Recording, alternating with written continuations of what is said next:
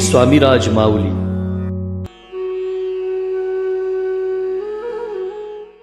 आज एक अशा भाग्यवंताबद्दल आपण बोलणार आहोत ज्यांच्यावरती स्वामी महाराजांनी अमाप प्रेम केलं।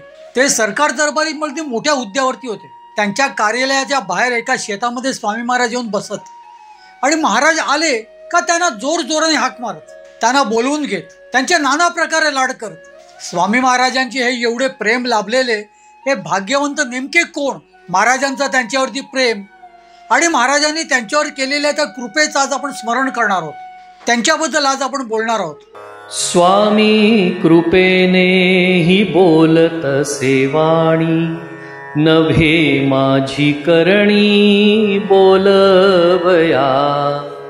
स्वामी सूत म्हणे स्वामीची कथा, कृपा बळे वार्ता बोलतसे।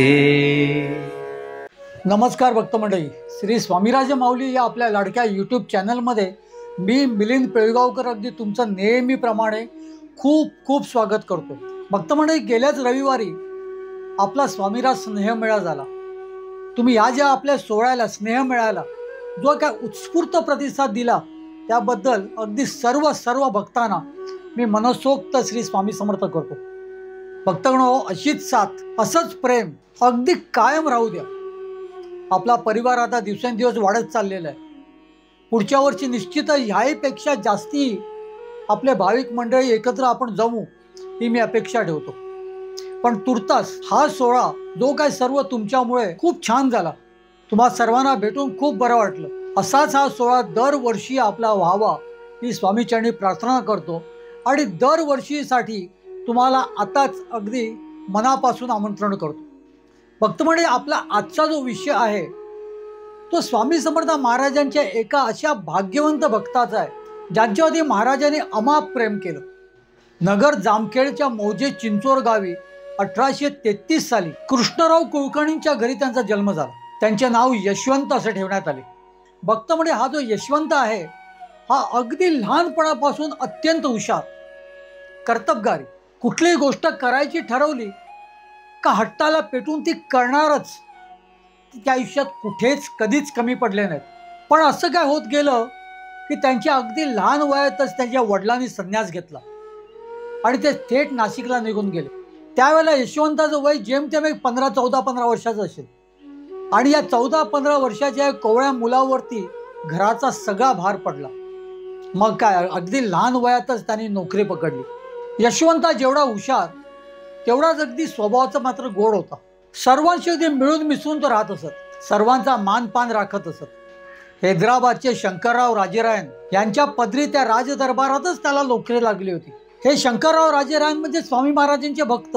त्यांनी स्थापन केलेल्या मठावरती आपण एक व्हिडिओ केलेलाच आहे। हैदराबादच्या राजदरबारात त्यांची पहिली नोकरी, त्यात त्यांचा असा गोड स्वभाव, सर्वांचा मानपान राखून अगदी सर्वांशी अगदी गोड राहायचं, हे जणू यशवंतरावांच्या अगदी अंगातच भिडलं होतं।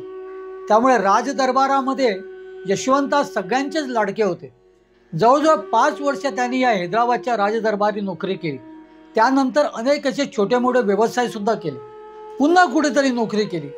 आता मात्र यशवंतरावांना व्यवस्थित समज आली होती आणि अचानक काहीतरी निमित्ताने त्यांची ती नोकरी सुद्धा सुटली। आता मात्र नोकरी वाचून राहणार कसं, सगळा उदरनिर्वाह करणार कसा, या विवंचनेत ते पडले, काळजीत पडले आणि आता त्यांना नेमकं काय करावं हे सुचेनासं झालं। अहो, पूर्वीच्या काळात नोकऱ्या कितीही मिळत असल्या तरी ह्यांचं शिक्षण वगैरे एकूण पाहता त्यांना तशी नोकरी मिळाली तर पाहिजे, आणि ती काय यशवंतरावांना मिळत नव्हती। त्यांची झोपच उडालेली, त्यांना काय कळत नव्हते नेमकं करायचं काय। पण एक दिवशी कशीबशी त्यांना झोप लागली आणि साक्षात महालक्ष्मी मातेचा त्यांना दृष्टांत झाला।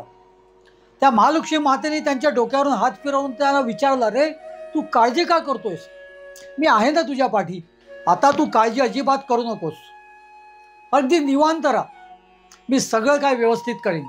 महालक्ष्मी मातेचा दृष्टांत होताच यशवंतरावांना काहीसा धीर आला आणि दुसऱ्याच दिवशी असं काय घडलं की 250 रुपये पगाराची त्यांना नोकरी आली। फक्त म्हणजे त्या काळातले 250 रुपये बरं का। त्यानंतर कितीतरी वर्षांनी महाराज ज्याला अक्कलकोटात आले त्याला अक्कलकोटच्या राजेसाहेबांनी महाराजांसाठी 5 रुपये वर्षासन मान्य केलेलं. म्हणजे त्या काळात 5 रुपयाला सुद्धा किती किंमत होती बघा. आणि त्या काळामध्ये यशवंतरावांना 150 रुपयाची नोकरी मिळाली. 150 म्हणजे तसं बघायला गेलं तर ती लाखो रुपयाची नोकरी बोलावी लागेल आताच्या काळाप्रमाणे. हैदराबाद येथील सर्वांचा अति जड अंतकरणाने त्यांनी निरोप घेतला आणि ते नळदुर्ग्याला आले. नळदुर्ग्याला त्यांची शिरस्तेदाराच्या पदी नोकरी त्यांना मिळालेली. शिरस्तेदार म्हणजे त्या काळात अगदी मामलेदारांच्या वरचं पद होतं ते. त्यांचा एकूण शांत स्वभाव, कोणाला कधी दुखवायचं नाही, प्रत्येकाशी अगदी प्रेमाने बोलायचं. एवढा मोठा पदाचा माणूस सुद्धा अगदी आपल्या खालच्या वर्गाला सुद्धा ती खूप प्रेमाने वागवायचा, सगळ्यांचा आदर करायचा. त्यात ते विठ्ठलाचे भक्त होते. त्यामुळे मुखामध्ये सदोदित ते रामकृष्ण हरी आणि जय हरी विठ्ठल. कोण समोर आलं का त्यांना त्यांचं दर्शन घडताच अगदी प्रसन्न वाटायचं. ते सुद्धा त्यांची अगदी आदराने चौकशी करायचे. त्यांची जी काही कामं असतील ती मार्गी लावायचे. या नलदुर्गच्या शिरस्तेदाराच्या कार्यालयाच्या अगदी बाहेरच काही अंतरावरती कंदूरबाग नावाची एक तिथे संबंध माळरान होतं. तिथे असंख्य आंब्याची झाडं होती, आंबराईच होती म्हणा ती. तिथे स्वामी समर्थ महाराज कधी कधी येऊन बसायचे. महाराज आले का त्यांच्या अवतीभोवती अगदी तुफान गर्दी होत असायची. यशवंतराव शिरस्तेदार पदावरती त्या कार्यालयात आले काय आणि त्यानंतर स्वामी महाराज एक दिवशी आलेले असताना महाराज त्यांना थेट आवाज देऊ लागले, अरे यशवंता यशवंता, अरे आहेस कुठे, बघ मी आलोय, ये मला भेटायला. महाराजांचे हे बोल त्या शिरस्तेदार साहेबांच्या यशवंतरावांच्या कानावर पडले काय. त्यांनी देहभानच हरपला. हातातली लेखणी वगैरे सगळे कागदपत्र सगळे बाजूला सरली आणि तडक ते कार्यालयाच्या बाहेर आले. त्यांच्याकडे कामानिमित्त आलेली सगळी ती माणसं त्यांच्या हाताखाली असलेला सगळा तो वर्ग सगळं पाहत राहिले. कारण ह्या अगोदर कधीही काम सोडून यशवंतराव कधीच बाहेर गेले नाहीत. पण आता मात्र त्यांनी देहभानच हरपलेला. स्वामी महाराजांचे शब्द काय त्यांच्या कानावर पडले होते. त्यांना एक कळलं की महाराज आपल्याला हाक मारतायत. बरं, महाराज त्यांना ओळखत होते का? या अगोदर स्वामी महाराजांची आणि यशवंतरावाची कधी भेट झाली होती का? हे मात्र आज तगायत कोणालाही माहिती नाही. त्याची नोंदच नाही कुठेच. आणि कधी भेट घडली जरी असेल तरी ते अद्याप आज मी तीपर्यंत ते अज्ञात आहे. भक्तमंडळी हाक मारून महाराज गप्प बसले नाहीत. भक्तमंडळी हाक मारून स्वामी महाराज शांत नाही राहिले. तर एक सारखे तिथे बोलतच राहिले, अरे माझा यशवंत येतोय, आला रे आला, माझा यशवंत आला. आणि ते यशवंत आपल्या जीवाच्या आकांताने धावत पळत त्या कंदूरबागेमध्ये महाराजांना भेटायसाठी येत होते. भक्तमंडळी जेव्हा दोघांची भेट होते तो प्रसंग मात्र आपण वर्णनच करू शकत नाही. असं म्हणतात की महाराज अगदी लहान मुलासारखे नाचत होते, दुडदुड नाचत होते, एकसारखे एक म्हणत होते, आला रे आला, माझा यशवंत आला. आणि यशवंतराव जे काय आले ते सुद्धा त्यांनी थेट महाराजांच्या चरणावरती लोटांगण घातलं. मग काय, महाराजांनी त्यांना जवळ घेतलं, त्यांना आलिंगन दिलं, त्यांची चौकशी केली. यशवंतराव सुद्धा आपल्या आईला कितीतरी दिवसांनी भेटावं अशा आनंदामध्ये सगळं काय महाराजांना सांगत होते. आणि महाराज मोठ्या प्रेमाने सगळं ऐकत होते. जमलेली भक्त मंडळी हे शांत निमूटपणे सगळं बघत होते. कारण ह्या दोघांची एकूण एकमेकांसाठी जी काय आतुरता होती, जे काय प्रेम होतं, ते पाहता कोणालाही तिथे पुढे जाण्याचं धाडस नव्हतं. या कंदूरबागेमध्ये स्वामी महाराज कधी कधी एकटेच यायचे बरं का.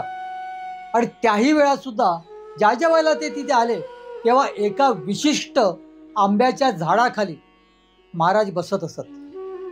ते आंब्याचं झाड अजून सुद्धा आहे. मी जेव्हा तिथे जाऊन आलो तेव्हा त्या आंब्याच्या झाडाचं सुद्धा दर्शन घेतलं. त्या आंब्याच्या झाडाखाली महाराज बसले का तिथूनच यशवंतरावांना जोर जोराने हाका मारायचे, अरे यशवंता यशवंता, येतोच ना रे, ये लवकर. आणि अगदी तसंच यशवंतरावांची ब्रह्मानंदी टाळी लागायची. हातातली लेखणी ते खाली ठेवायची आणि तडक उठून श्रीफळ काही फुलं वगैरे घेऊन ते अगदी जीवाची आगदाडी ते धावत धावत महाराजांकडे यायचे.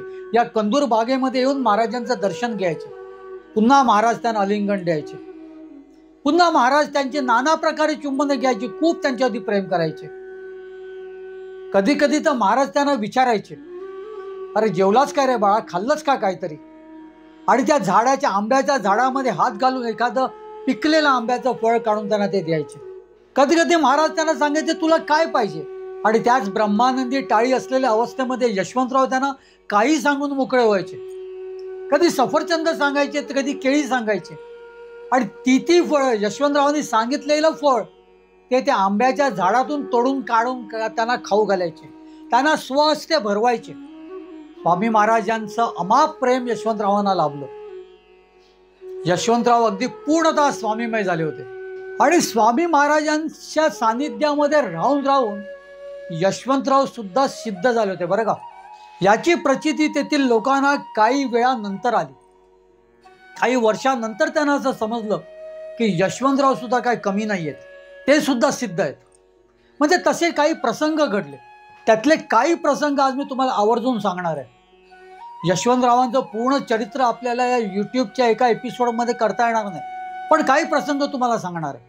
फक्त म्हणजे यशवंतरावांची आणि स्वामी महाराजांची भेट ही स्वामी महाराज अक्कलकोटला येण्या अगोदर काही वर्षांची आहे बरं का.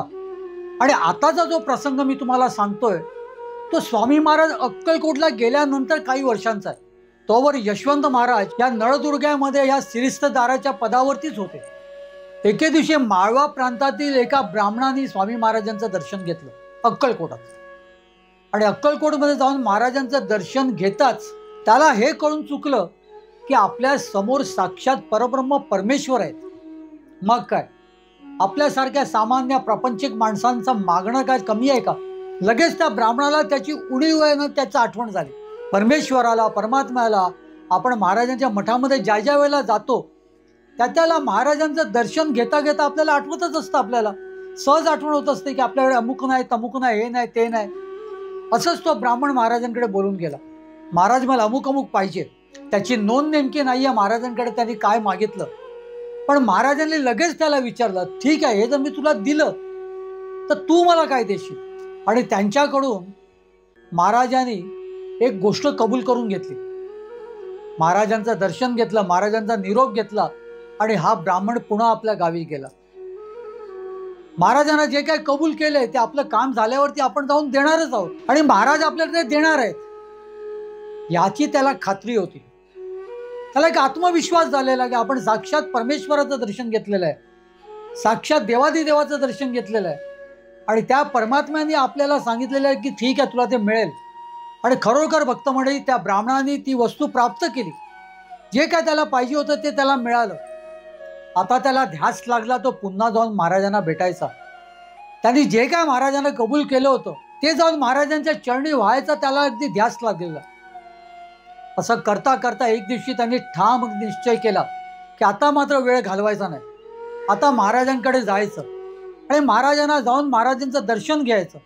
महाराजांच्या मुळे आपल्याला हे मिळालं आयुष्यामध्ये, त्यामुळे महाराजांना विसरून चालणार नाही.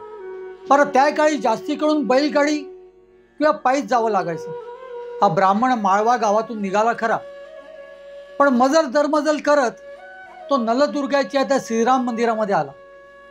त्याने असा विचार केला की एक रात्र आपण राम मंदिरामध्ये काढूया आणि लगेच दुसऱ्या दिवशी पुन्हा अक्कलकोटकडे निघूया. त्या राम मंदिरामध्ये त्याने एक रात्र काढली, तो तिथेच झोपला. आणि त्या रात्री प्रत्यक्ष स्वामी समर्थ महाराजांनी त्यांना दृष्टांत दिला आणि त्या ब्राह्मणाला उठून सांगितलं, अरे कशाला एवढी पायपीट करतोयस, तुला एवढी पायपीट करण्याची गरज नाही. या नलदुर्ग्यातच माझा यशवंता राहतो, त्याला जाऊन भेट आणि मला जे काय कबूल केलेलं आहे ते सगळं त्याला व्हा, ते मला पोचेल. सकाळी उठताच हा ब्राह्मण सगळ्यांना विचारू लागला, इथे यशवंता कोण आहेत. आपल्या यशवंतराव सिरस्तदारांची कोण चौकशी यशवंता म्हणून करेल असं कोणाला वाटलेलं नव्हतं. त्यामुळे सुरुवातीला त्यांना कोणीच काहीच सांगितलं नाही, पण त्यांनी खूप चौकशी केली, सगळीकडे विचारलं. तेव्हा त्यांच्या असं लक्षात आलं की स्वामी महाराजांनी आपल्याला सिरस्तदार यशवंतरावांबद्दल सांगितलेलं आहे. पर सिरस्तदारांना जाऊन भेटायचं तरी कसं, एवढ्या मोठ्या पदावरचा हा माणूस आपल्याशी धड बोलेल का. तरी तो ब्राह्मण जीव मुठीत घेऊन या सिरस्तदाराच्या कार्यालयामध्ये गेला. त्या कचेरीमध्ये जाऊन यशवंतरावांना भेटला. स्वामी समर्थ महाराजांचं नाव ऐकताच यशवंतरावांनी त्यांना जवळ घेतलं. त्या ब्राह्मणाने सुद्धा सर्व काही त्यांना जे महाराजांनी सांगितलंय ते सांगितलं. त्यावर यशवंतराव म्हणाले, माझी योग्यता एवढी कुठे आहे, का महाराजांना कबूल केलेली जी काही गोष्ट आहे ती मी स्वीकारू. त्यामुळे तुम्ही माझ्या घरी राहा एक दिवस. महाराजांची अशी जर का आज्ञा आलीच तर निश्चित मी तुमची वस्तू स्वीकारेन. आणि तसंच घडलं. त्या दिवशी यशवंतरावांना सुद्धा स्वामी महाराजांनी दृष्टांत दिला आणि सांगितलं, अरे तू ते स्वीकार, माझ्या वतीने स्वीकार, तुला तेवढा अधिकार दिलेला आहे मी. यशवंतरावांनी महाराजांना नमस्कार केला. महाराजांना नतमस्तक झाले आणि लागलेच दुसऱ्या दिवशी त्या ब्राह्मणांनी जे काय दिलं, जे काय अर्पण केलं ते मोठ्या प्रेमाने स्वीकारलं.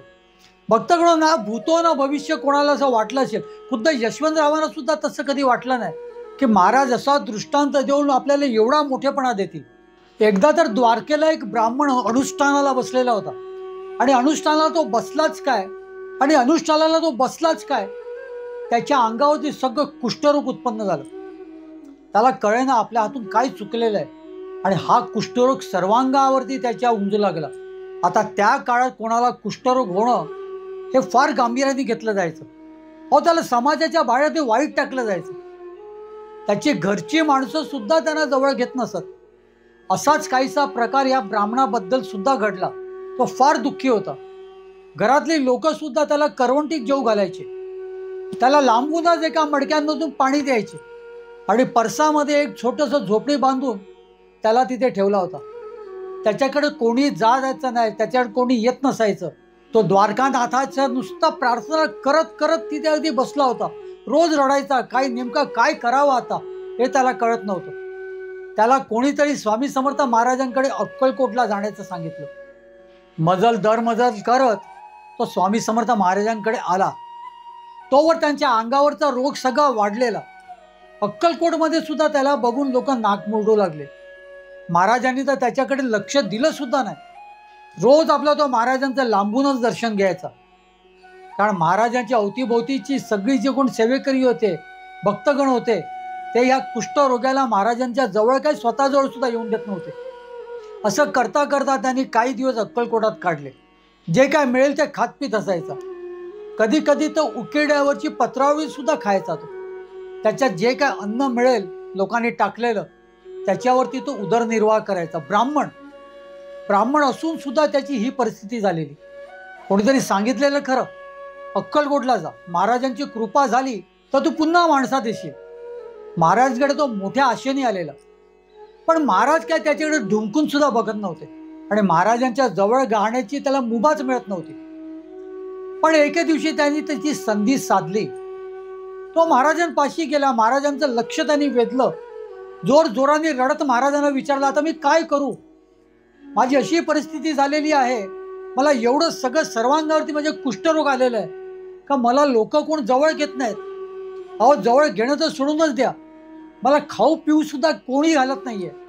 आज इतके दिवस मी अक्कलकोटमध्ये तुमचं दर्शन घेतोय, लांबूनच घेतोय, त्यामुळे माझी आशा आणखीन बळावलेली आहे. तुम्ही साक्षात परमेश्वर आहात, साक्षात देव आहात हे मी जाणून आहे. अशा वेळेला तुम्ही जर मला बरं करणार नसाल तर कोण करेल? हे सगळं तो महाराजांना डोकं आपटून रडून सांगत होता आणि महाराज त्याच्याकडे ती शांततेत पाहत बसले होते. अखेर तो रडत हुंडके देत महाराजांकडे हात जोडून उभा राहिला. तोच महाराज म्हणाले, अरे मी काय करू? तुला हा त्रास होतोय, तू एवढा रडतोयस, पण मी काय करू? तू दगडाच्या गावाला जा बरं. त्या दगडाच्या गावाला जाऊन तिथे माझा यशवंता बसलेला आहे, त्या यशवंताकडे जाऊन रड. आता दगडाच्या गावाला यशवंता, भक्त मंडळी, नळदुर्ग हे गाव त्यावेळेला अगदी दगडाळ होतं. आजूबाजूला सगळे खडक होते. तिथे माती अशी फार क्वचित होती आणि त्या भागामध्ये पूर्वीच्या कैद्यांना सक्त मजुरीच्या शिक्षेसाठी घेऊन येत असायचे. तिथे त्यांच्याकडून खडी फोडली जायची आणि म्हणूनच त्याला दगडाचं गाव असं म्हटलं जायचं. दगडाच्या गावाला जाय महाराजांनी त्याला सांगितल्यावरती त्याला एवढं कळून चुकलं की महाराज आपल्याला नळदुर्गला जायला सांगतायत. लगेच त्याने महाराजांचा निरोप घेतला. लांबूनच महाराजांना लोटांगण घातलं आणि अक्कलकोटवरनं पुन्हा पायी तो नलदुर्गला गेला. नलदुर्गला जाऊन आता शोधाशोध सुरू झाली. यशवंता कोण? आधीच्या काही लोकांचा अनुभव तिथल्या लोकांना होताच. कोण ना कोण येऊन यशवंता विचारायचे, कारण महाराजांनीच त्यांना पाठवलेलं असायचं. महाराजांचा तोंडचा शब्द यशवंता. त्यामुळे आता मात्र लोकांना समजलेलं की कोण यशवंता विचारायला आलं तर त्यांना सरळ आपण यशवंतराव शिरस्तेदारांकडेच घेऊन जायचं. पण या ब्राह्मणाची एकूण परिस्थिती पाहता त्याला लांबूनच सगळ्यांनी सांगितलं, अरे यशवंतराव म्हणजे बहुतेक यशवंतराव शिरस्तेदार आहेत, तुला स्वामी महाराजांनी पाठवलंय का? लगेच त्यांनी कबूल केलं, हो मला महाराजांनी सांगितलं यशवंतांकडे जायला. त्यामध्ये यशवंतराव शिरस्तेदार आहेत. बरं, या यशवंतराव शिरस्तेदारांच्या कार्यालयामध्ये त्यांचं नाव घेऊन जो कोणी यायचा त्यांना अडवायची शामत मात्र कोणाची नसायची, मग तो कोणी असो. कारण यशवंतरावांचं तसं सांगणंच होतं, माझ्याकडे कोणीही येऊ दे, सामान्यातला सामान्य माणूस येऊ दे, गरीबातला गरीब माणूस येऊ दे, अगदी कुष्ठरोगी सुद्धा वेळ प्रसंगी आला तरी सुद्धा त्याला अडवायचा नाही. आणि म्हणूनच भक्त मंडळी, या कुष्ठरोगी ब्राह्मणाला यशवंतरावांकडे जाण्यापासून कोणीही रोखू शकलं नाही, कोणी थांबवलं नाही. येथे यशवंतरावांना अगदी आदल्या रात्रीच स्वामी महाराजांनी दृष्टांत देऊन सांगितलेलंच, अरे तो कुष्ठरोगी ब्राह्मण तुझ्याकडे येतोय बरं, त्याची काळजी घे. मग काय विचारावं, हा कुष्ठरोगी ब्राह्मण त्याच्या समोर जसा उभा राहिला त्याला जवळ घेतलं, त्याला अगदी आपल्या बाजूला बसवलं आणि संध्याकाळी त्याला आपल्या बरोबर आपल्या घरी नेलं. स्वामी महाराजांनी पाठवलेल्या ह्या ब्राह्मणाची यशवंतरावांनी अगदी मनसोक्त सेवा केली. रोज सकाळ संध्याकाळ रात्र त्याला विठ्ठलाचं तीर्थ पाजत असत. सकाळी उठल्याबरोबर त्या ब्राह्मणाला यशवंतराव स्वतः आंघोळ घालत असत. महाराजांनी पाठवलेला हा ब्राह्मण आहे, त्याच्यामुळे तिथे कुठच्याही पद्धतीची हलगर्जीपणा झाला नाही पाहिजे.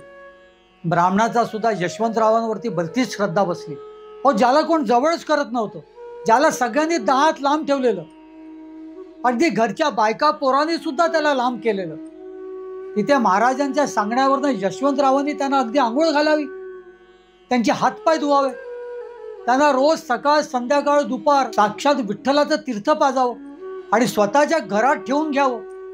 हे एकूण यशवंतरावांचं वागणं बघून तो त्यांचा निस्सीम भक्त झाला.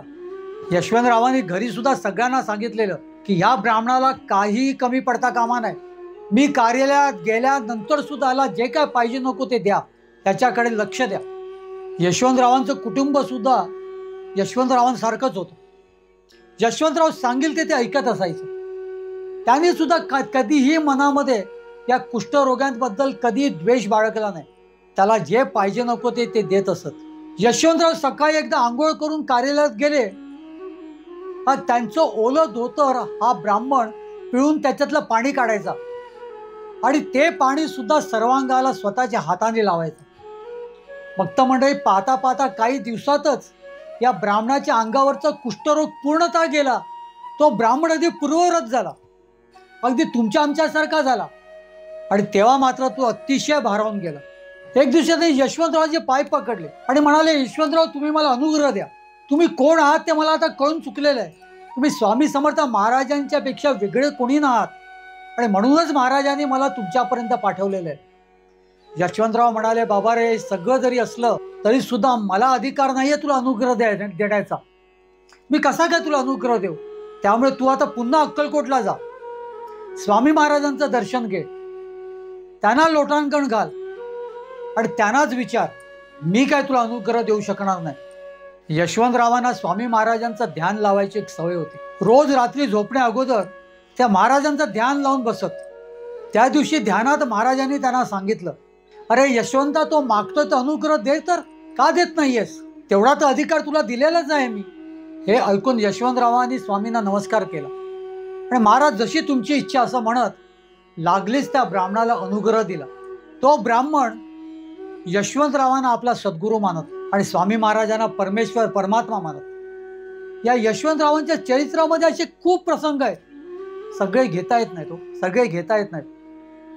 पण निश्चितच आपण पुढे त्या सुद्धा घेण्याच्या छोट्या छोट्या गोष्टी करून आपण या व्हिडिओला त्या जोडूया. दरम्यानच्या काळामध्ये 1878 साली स्वामी समर्थ महाराजांनी अक्कलकोटात देह ठेवला आणि ही बातमी जेव्हा यशवंतरावांपर्यंत पोचली त्यावेळेला यशवंतरावांनी आधी जीव मुठीत घेऊन धावपळ करत अक्कलकोट गाठलं.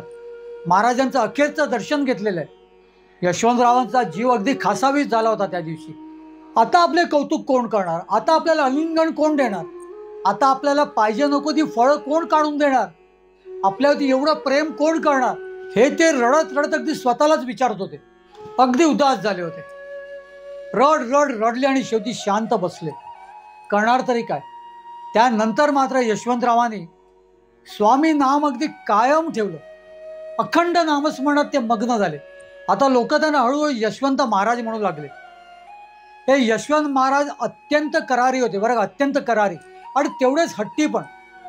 एखादी गोष्ट करायची म्हटली का ते कधीच मागे फिरत नसत. या नलदुर्ग्यामध्ये लोक त्यांना खूप मानायचे, त्यांच्यावरती खूप प्रेम करायचे, त्यांना अगदी देवासारखं मानायचे. एके दिवशी सगळी गावकरी मंडळी यशवंतरावांकडे आली आणि यशवंतरावांना म्हणाले, आपण आपल्या नलदुर्गा गावामध्ये एक महायज्ञ करूया. हे ऐकूनच यशवंतरावांना खूप आनंद झाला. नक्कीच महायज्ञ करूया, या गावामध्ये करूया असे म्हणत यशवंतरावांनी त्यांना दुजोरा दिला. आता हा महायज्ञ गावामध्ये करायचा कुठे, तर यशवंतरावांनी अशी जागा दाखवली, तिथे वर्षानुवर्ष कचऱ्याचा ढीग पडला होता. कितीतरी मण कचरा तिथे सतोदित पडत असायचा. संपूर्ण नलदुर्ग गावातला कचरा त्या ठिकाणी टाकला जायचा. अगदी दुर्गंधी असलेला हा परिसर, या परिसरामध्ये आपण महायज्ञ करायचा असं यशवंतरावांनी सगळ्यांना सांगितलं. यशवंतरावांच्या शब्दाच्या बाहेर कोणीच नव्हतं. पण इथे महायज्ञ करायचा तरी कसा, हे ठिकाण साफ करायचं कसं. वर्षानुवर्ष तिथे तो संबंध कचरा टाकला जायचा. त्या परिसरामध्ये नाक धरल्याशिवाय कोणाला वावरता सुद्धा यायचं नाही. पण यशवंतरावांच्या हट्टामुळे सगळ्या गावकऱ्यांनी ते मान्य केलं आणि सगळ्या गावकऱ्यांनी हा परिसर साफ करायला सुरुवात केली. बघता बघता काही दिवसातच हा परिसर पूर्ण लखलखीत झाला, पूर्णतः साफ झाला. या परिसराचं शुद्धीकरण झालं आणि ह्या परिसरामध्ये यशवंतरावांनी कितीतरी दिवसाचा महायज्ञ केला. आजूबाजूच्या गावातून शेकडो मंडळी त्या संबंध समारंभाला, त्या संबंध सोहळ्याला आली होती. हा महायज्ञ अगदी यथासांग पार पडला. आनंदी आनंद झाला आणि हा परिसर कायमचा स्वच्छ झाला. खरं बघायला गेलं तर हा परिसर कधीच साफ झाला नसता. दिवसेंदिवस तिथे कचरा वाढतच गेला असता. पण यशवंतरावांनी सांगितल्यामुळे हा परिसर फक्त साफ आणि स्वच्छ झाला नाही, तर त्याचं शुद्धीकरण सुद्धा झालं. यशवंतरावांच्या अनेक गोष्टी आहेत. महाराजांच्या सानिध्यात स्वामी महाराजांनी त्यांना सुद्धा सिद्ध केलेलं. यशवंतराव दरवर्षी आषाढीला वारीला जायचे बरं का. वय होत होतं म्हणून यंदा तरी आपण काहीतरी मधला वेळ बैलगाडीत बसावं असा त्यांनी विचार केलेला. मध्ये मध्ये चालायचे सुद्धा. मध्ये मध्ये कोणते त्यांना आपल्या बैलगाडीत बसवायचं काही वेळ. बैलगाडीला एक आपलं बोचकं लावून ते बैलगाडीत बसले होते. बसल्या बसल्या त्यांचा तिथे डोळा लागला. तो चोरटे तर सगळीकडेच असतात, तिथे सुद्धा काही चोर मंडळी होती. त्या चोरांनी त्यांचं ते बोचकं लंपास करण्याचा प्रयत्न केला. ते बोचकं बैलगाडीचं काढलंच काय, त्या क्षणामध्ये त्यांचे डोळेच गेले. ते पूर्णतः अंध झाले. त्या दोघांना काहीच दिसेनासं झालं. हातात बोचकं पण दिसत नाही नेमकं जायचं कुठे. त्यामुळे ते गडबडले आणि गडबडलेच नाहीत तर धडपडले सुद्धा. हे कोण पडताय ते एकदम अचानक याची दोन अंध मंडळी कशी काय आली, ते सगळे एकमेकांना विचारू लागले. त्यांना सावरून वरती उभं केलं. तोच यशवंतरावांनी डोळे उघडले. पाहतात तू काय, त्यांच्या हातात आपलं बोचकं होतं. पण यशवंतराव त्याच्यावरती काहीच बोलले नाही. काही वेळाने ते माफी मागू लागले. आम्ही कुठून तरी हे बोचकं काढलंय का बैलगाडीचं, आम्ही ते चोरलं आणि ते चोरताच आमची नजर गेलेली आहे. आम्ही पूर्णतः अंध झालेलो आहे. आता काय करावं. तेव्हा कुठे लोकांना कळलं की यांनी चोरी केलेली आहे. मग आता ते बोचकं कोणाचं, तर त्यातलाच एक कोणतरी म्हणाला, अहो हे यशवंतरावांचं बोचकं आहे. यशवंतराव मात्र शांत हे सगळं बघत होते. लगेच ते दोन अंध चोर त्या यशवंतरावांकडे आले. अर्थात म्हणजे लोकांनी त्यांना त्यांच्याकडे घेऊन गेले. कारण बाबा तू इतक्या चांगल्या लोकांचं का तू चोरी करतोस. त्यावर ते दोन चोर अगदी यशवंतरावांचे पाय पकडून रडू लागले. आम्हाला माहिती आहे आम्ही काय पाप केलंय ते, आम्हाला क्षमा करा आणि आम्हाला हे जे काय आमचे डोळे गेलेले आहेत त्याच्यावरती काहीतरी करा. त्यावर यशवंत महाराजांनी त्यांना काही उपदेश केले. अरे परिस्थिती काही असली तरी चोरी करणं कितपत योग्य आहे, यापुढे चोरी करू नका. त्यांनी ते मान्य केलं आणि लागले यशवंतरावांनी त्यांच्या मस्तकी हात ठेवल्यावरती त्यांना पूर्वीसारखी दृष्टी आली. त्यानंतर असं म्हणतात की त्यांनी कधीच वाईट गोष्ट पुन्हा केली नाही. चोरी सुद्धा कायमची सोडली. अखेर 17 वर्षांनंतर 1886 साली यशवंतरावांची पुन्हा बदली झाली, ती मात्र जालन्याला झाली. आता पुन्हा इथे सुद्धा अगदी जड अंतकरणाने सगळ्यांचा त्यांनी निरोप घेतला. यशवंतरावांना निरोप देताना तिथल्या गावकऱ्यांची, तिथल्या नळदुर्गांच्या लोकांची काय अवस्था झाली असेल याची कल्पना सुद्धा आपल्याला करता येणार नाही. सगळे जण अगदी खूप प्रत्यक्ष रडत होते सगळे, कारण यशवंतरावांनी तसं प्रेम लावलेलं सगळ्यांना. आणि आता त्यांची जालन्याला बदली झाली होती. ते जालन्याला गेले. जालन्याला सुद्धा त्यांचं तसंच सगळ्यांशी प्रेमाने वागणं, त्यामुळे तिथे सुद्धा त्यांनी असंख्य लोक जोडली. या जालन्याला मात्र यशवंत महाराजांना जालनापूरकर हे नाव पडले. या जालन्यामध्ये त्यांची हजारो भक्त झाले. 7 वर्षाची नोकरी त्यांनी इथे सुद्धा केली, अगदी शिरस्तदार पदावरतीच केली. आणि एकूण आयुष्याचे 25 वर्ष त्यांनी या जालन्यात काढले. यशवंतरावांना इथे यशवंतराव जालनापूरकर असं नाव पडलं. त्यांना हजारो लोक मानायचे. आपल्या अडीअडचणीला येऊन त्यांचे पाय पकडायचे. यशवंतराव सगळ्यांना धीर देत, सगळ्यांवरती खूप प्रेम करत, अखंड नामस्मरण करत राहा असं सांगत. आणि खरोखर यशवंतरावांनी सांगितल्यानुसार त्यांचे सगळे बेड्या पार व्हायचे. ही सर्व मंडळी त्यांच्या संकटातून ते बाहेर यायचे. त्यामुळे यशवंतरावांची ख्याती दिवसेंदिवस वाढू लागली. यशवंतराव मध्ये मध्ये पंढरपूर तर कधी कधी बार्शीला सुद्धा जायचे बरं का. आणि या बार्शीमध्ये बळवंतराव बहिरट नावाचे त्यांचे निस्सीम भक्त होते. कधी बार्शीला गेले तर बळवंतरावांच्याच घरी हे यशवंतराव राहायचे. यशवंतरावांची सगळी सेवा बळवंतराव करायचे. पुढे ते यशवंतराव ते 10-10, 15-15 दिवस बार्शीला बळवंतरावांकडे राहायचे. बळवंतराव त्यांची मनसोक्त सेवा करायचे. यशवंतरावांचा आता हळूहळू वय होत होतं. त्यांनी 85 पार केलेली. आता मात्र ते कधी बार्शीला आले तर बळवंतरावांच्याकडे महिना राहायचे. बळवंतराव अगदी आपुलकीने त्यांची सेवा करायचे. अगदी आपला पोटचा मुलगा करेल तशी करायचे. आणि असेच एके दिवशी वयाच्या 88व्या वर्षी यशवंतराव बळवंतरावांच्या घरी बार्शीला होते. फाल्गुन शुक्ल द्वादशीचा तो दिवस होता. आणि अचानक यशवंतरावांची तब्येतच बिघडली. संध्याकाळच्या सुमारास यशवंतरावांनी या जगाचा निरोप घेतला. अगदी अखेरच्या श्वासापर्यंत बळवंतराव त्यांच्याबरोबर होते. पुढे बळवंतरावांनी त्या ठिकाणी एक मुरलीधर मंदिर बांधलं आणि यशवंतरावांची समाधी सुद्धा त्याच ठिकाणी बांधली. त्यांच्या या राहत्या घरामध्ये त्यांनी मुरलीधराचं मंदिर बांधलं आणि तिथे यशवंतरावांचं समाधी मठ सुद्धा केला. भक्तमंडळी, स्वामी समर्थ महाराजांच्या या लाडक्या भक्ताची समाधी आज बार्शीला आहे. आणि त्यांचीच समाधी नाही तर त्यांच्या पुढच्या पिढीत सुद्धा त्यांचे पुत्र, त्यांचे नातू हे सुद्धा तेवढेच सिद्ध झाले. त्यांची सुद्धा सर्वांच्या समाधी तिथेच आहेत. बार्शीमधलं मुरलीधर मंदिर हे यशवंतराव जालनापूरकरांचं समाधी मठ सुद्धा आहे. भक्तमंडळी, स्वामी समर्थ महाराजांच्या या लाडक्या भक्ताला, या लाडक्या यशवंताला महाराजांनी कधीच काही कमी पडून दिलं नाही. अगदी त्यांच्या अखेरच्या श्वासापर्यंत त्यांच्याकडे महाराजांनी लक्ष दिलं, त्यांच्यावरती तेवढंच प्रेम केलं. त्यामुळे यशवंतरावांची सुद्धा स्वामी समर्थ महाराजांच्या चरणी अतोनात श्रद्धा होती, अतोनात प्रेम होतं, अतोनात भक्ती होती. भक्तमंडळी, अखेरचा श्वास सुद्धा यशवंतरावांनी स्वामींच्या नामानेच घेतला असावा यात तीळ मात्र शंका नाही. म्हणूनच भक्तमंडळी, श्री स्वामी समर्थ महाराजांच्या या निस्सीम भक्ताचं, यशवंतराव जालनापूरकरांचं आज आपण स्मरण करतोय. स्वामी महाराजांनी त्यांच्यावरती केलेल्या कृपेचं आज आपण स्मरण करतोय. त्यांच्या चरित्रामधल्या काही प्रसंगाचं आज आपण स्मरण केलेलं आहे.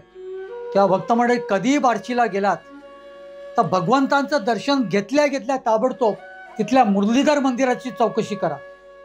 त्या मुरलीधर मंदिरामध्ये जाऊन यशवंत महाराजांचं दर्शन घ्या. तिथे स्वामी समर्थ महाराजांचं सुद्धा स्थान आहे.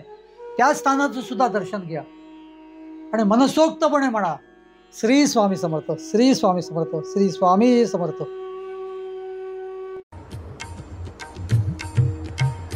स्वामी देई हेची दान, नित्य चरणाचे दर्शन, चरणाचे दर्शन, नित्य चरणाचे दर्शन. मज नको धन दारा, तुझ्या चरणी द्यावा थारा, चरणी द्यावा थारा, तुझ्या चरणी द्यावा थारा. मज ठेवावे भिकारी, सुखे करीन चाकरी, सुखे करीन चाकरी. तुझे नाम माझी जोड मुखी राहो तेची गोड राहो तेची गोड मुखी राहो तेची गोड स्वामी देई हेची दान नित्य चरणाचे दर्शन चरणाचे दर्शन नित्य चरणाचे दर्शन तुझ्या चरणी माझा माथा ऐसे करी दीनानाथा ऐसे करी दीनानाथा तुझ्या नामी लागो छंद मज द्यावे दास पद द्यावे दास पद मज द्यावे दास पद स्वामी देई हेची दान नित्य चरणाचे दर्शन चरणांचे दर्शन नित्य चरणांचे दर्शन सुत मागे हेची दान सुत मागे हेची दान तुझ्या चरणी होऊलीन तुझ्या चरणी होऊलीन स्वामी देई हेची दान नित्य चरणांचे दर्शन चरणांचे दर्शन नित्य चरणांचे दर्शन मज नको धन दारा तुझ्या चरणी द्यावा थारा चरणी द्यावा थारा तुझ्या चरणी द्यावा थारा स्वामी देई हेची दान नित्य चरणांचे दर्शन चरणांचे दर्शन नित्य चरणांचे दर्शन स्वामी देई हेची दान स्वामी देई हेची दान स्वामी देई हेची दान